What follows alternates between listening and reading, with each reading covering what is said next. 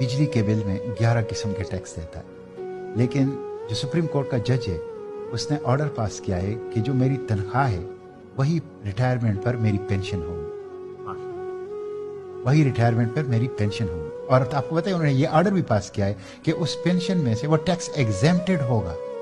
ये कौन से जज साहब हैं सर? ये सुप्रीम कोर्ट के तमाम जजेस।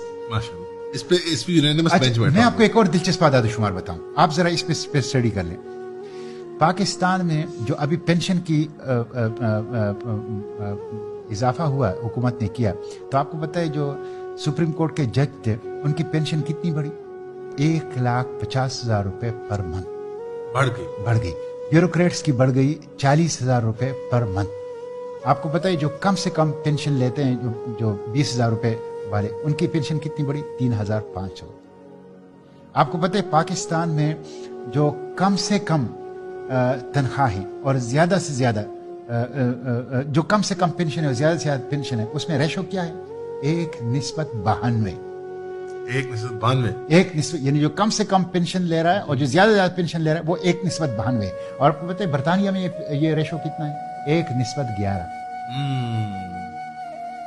ये जुल्म का निजाम है, ये जुल्म का निजाम है यहाँ पे। यानी शाह से आगे शाह के बंदे वाली बात है। नहीं जी, यहाँ पे ब्रिटिश का निजाम हमने इतना आगे खींच दिया। यहाँ पे इतना मतलब ये है सिविल ब्यूरोक्रेसी, मिलिट्री ब्यूरोक्रेसी, जजेस, हुक्मरान, सियासतदान ये खा रहे हैं इस मुल्क को।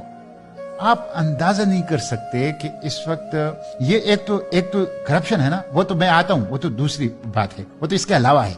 ये वो हैं जो इन्होंने जायज अपने लिए रखे हुए हैं, जो जायज मरात रखे हुए हैं।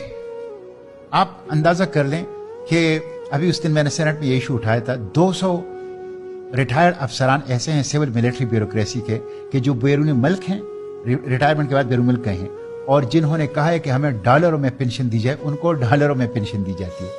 ये आर्टिकल 25 की भी खिलाफ वर्जी है और पेंशन रूल्स की भी खिलाफ वर्जी है। 200 मिलियन रुपए सालाना उनके ऊपर खर्च आ रहा है। आप अंदाजा कर लें, ये सूरत हाल है, ये सूरत हाल।